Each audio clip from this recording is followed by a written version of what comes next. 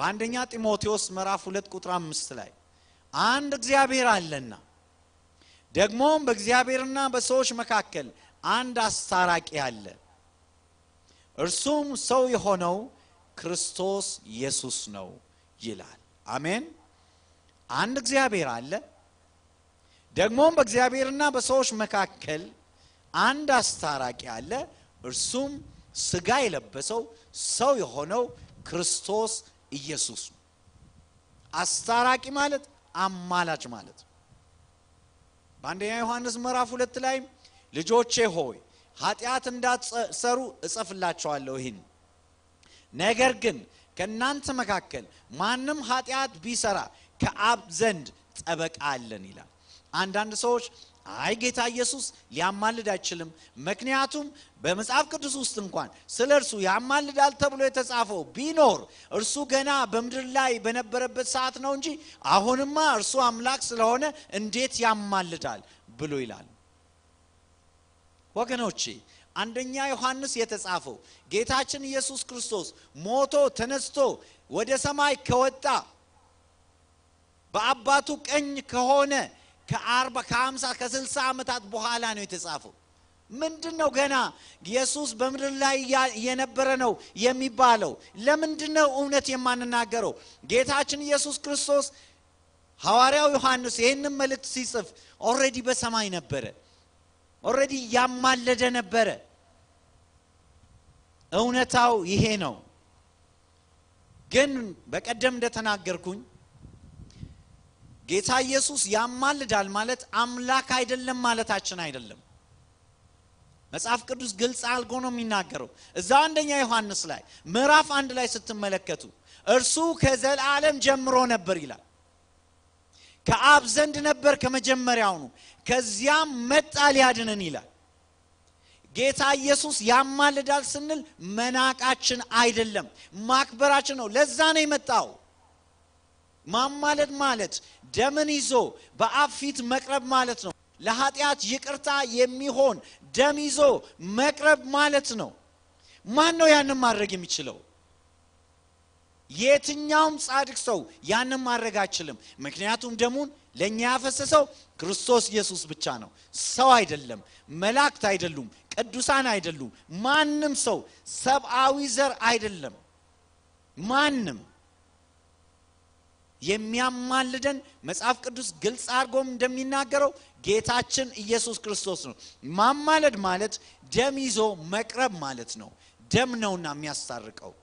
በዕብራውያን ምዕራፍ 9 ቁጥር 22 ላይ እግዚአብሔር ቃል እንደሚናገረው ደም ሳይፈስ ስርየት የለም ይላል። አስፍ እግዚአብሔር አባት ወይም እግዚአብሔር አብ ጨካኝ ሆኖ ሌላው ደግሞ ጌታ ኢየሱስ ደግሞ የዋህ ሆኖ ወይም ሌሎች እባክህ ይቅር በላቸው የሚል አይነት ነው የሚመስል አይደለም። ጌታ ኢየሱስ ማን ነው የላከው? አብ ራሱ ነው የላከው። ሰው ሁሉ እንዲድን ዘንድ በእርሱ የሚያምን ሁሉ የዘላለም ሕይወት ያገኝ ዘንድ እግዚአብሔር አንድያ ልጁን ወደ ዓለም ልኳልና ይላል። ማን ነው የላከው ኢየሱስን? አብ ራሱ ነው። ማን ነው እንዲሞት ያደረገው? አብ ራሱ ነው። እና እርሱ አብ እንድንድን ይቅር እንድንባል የማይፈልግ አይነት አርገን ማሰብ የለብንም። እርሱ ነው ይቅር እንድንባል የሚፈልገው። ነገር ግን ኃጢአት ቀላል አይደለም። በመጀመሪያው ትምህርታችን እንደተማር ነው ኃጢአት ዝም ብሎ በቃ ይቅር ብያለሁ ተብሎ ይቅር የሚባል አይደለም። ኃጢአት ይቅርታው ደም በማፍሰስ ነው። ደሙን ያፈሰሰው ደግሞ ክርስቶስ ኢየሱስ ነው። እርሱ ነው የበጎችን ሳይሆን የኮርማዎችን ሳይሆን የራሱን ደም ይዞ ገባ ይላል ዕብራውያን ላይ። ባቢሎን የሐሰት ትምህርት የምታስተምር ግን አይ ኢየሱስ አማልድም ሌላ ነው አማላጅ ይላል። ይሄ መጽሐፍ ቅዱሳዊ አይደለም ወገኖች። ዘጸአት ምዕራፍ 20 ላይ ሌላው የሐሰት ትምህርት ደግሞ በማናቸው ምስል ለራስ ጣዖትን አታብጅ፣ አትስገድላቸው፣ አታምልካቸው ተብሎ ተጽፏል። ግን በዛሬ በምድራችን ላይ ስዕልን ምሳሌን ማምለክ በተለያየ ስም ምሳሌን ማምለክ ሞልቷል። ይሄ ከአስርቱ ትእዛዛት አንዱን መቃወም ነው። ይሄ ትክክል አይደለም። የባቢሎን ትምህርት ነው፣ ስህተት ነው።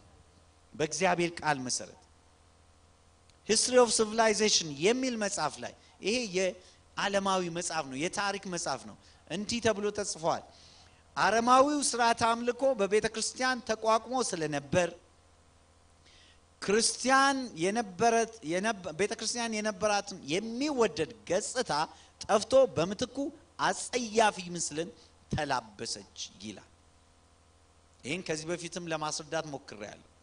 ንጉሱ ቆንስጣንጢኖስ ክርስትናን በተቀበለበት ጊዜ ያንን ያደረገ በዓለም ያሉትን ክርስቲያናዊ ያልሆኑትን መጽሐፍ ቅዱሳዊ ያልሆኑትን ነገሮች ወደ ቤተክርስቲያን አስገባ። ሌላው ሰይጣን የሚያታልልበት ሰንበትን በተመለከተ ነው።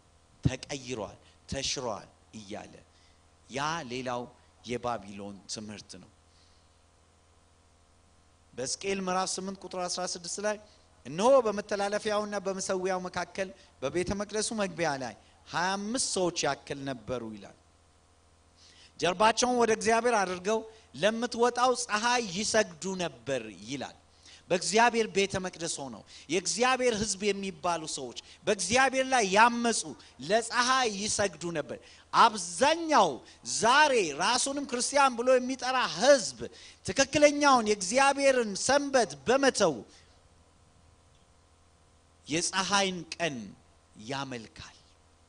ይሄ ግልጽ የሆነ የባቢሎን ትምህርት ነው። ፀሐይን እና የፀሐይን ቀን እንድናመልክ የእግዚአብሔር ሐሳብ አይደለም። በዳንኤል ምዕራፍ 7 ቁጥር 25 ላይ በልዑል ላይ የአመፅ ቃል ይናገራል፣ የልዑልንም ቅዱሳን ያስጨንቃል ይልና ለበዓላት የተመደበውን ጊዜና ሕግን ለመለወጥ ይሞክራል ይላል። በጣም የሚያስገርማችሁ ዳንኤል ምዕራፍ 7 ውስጥ ያለው እንደዚሁም ምዕራፍ 7 ውስጥ ያለውና ትንሹ ቀንድ ተብሎ ነው የተገለጸው። ከዛ ደግሞ ራእይ ምዕራፍ 13 ላይ ያለው አውሬ ተብሎ የተገለጸው አንድ ነው። ሃይማኖታዊ አመራር፣ ሃይማኖታዊ ድርጅት ነው። የእግዚአብሔርን ስም የእግዚአብሔርን ትክክለኛውን እውነት የሚያዛባ የክርስቶስን ስፍራ የሚወስድ እኔ ኃጢአትን ይቅር ማለት እችላለሁ የሚል ምድራዊ የሃይማኖት አመራር ነው። ማንም ሰው የማንንም ሰው ኃጢአት ይቅር ሊል አይችልም። ይቅር ማለት ስልጣን ያለው ደሙን ያፈሰሰው እኛን የዋጀን ክርስቶስ ኢየሱስ ብቻ ነው። ሌላው ሁሉ ሐሰተኛ ነው። ማንም ሰው ኃጢአትን ይቅር ሊል የሚችል ከክርስቶስ ውጪ ማንም የለም። ያ አውሬ ወይም በዳንኤል ምዕራፍ 7 ላይ ትንሹ ቀንድ የተባለው ምዕራፍ 8ንም በደንብ አንብቡ፣ ብዙ ማጥናት ትችላላችሁ። እዛው ምን ያደርጋል ይላል? ለበዓላት የተመደበውን ጊዜና ሕግን ለመለወጥ ያስባል ወይም ይሞክራል። የእግዚአብሔርን ሕግ ለመቀየር ይሞክራል። አንዱ ቤተክርስቲያን ራሷ በጨለማው ዘመን ውስጥ የቀየረችው አንዱ የእግዚአብሔር ሕግ ከቅዳሜ ወደ እሁድ ሰንበትን ቀይሬያለሁ ብላ ነው የምትናገረው። የሮም ቤተክርስቲያን ምን ብላ ነው ያንን የምትናገረው? በራሳችን እግዚአብሔር በሰጠን ኃይል ነው። መጽሐፍ ቅዱስ ውስጥ አንድም ጥቅስ አታገኙም። ነገር ግን ቤተክርስቲያን ባላት ስልጣን ነው ያንን የቀየረች ብለው በመጽሐፋቸው ላይ ጽፈዋል። ካቴኪዝም ላይ ከፈለጋችሁ አጥኑና ድረሱበት። ይሄ ከእግዚአብሔር ቃል ጋር ተቃራኒ ነው። እውነት ስለሆነ መነገር አለበት። ከእግዚአብሔር ቃል ተቃራኒ ነው። በሕዝቅኤል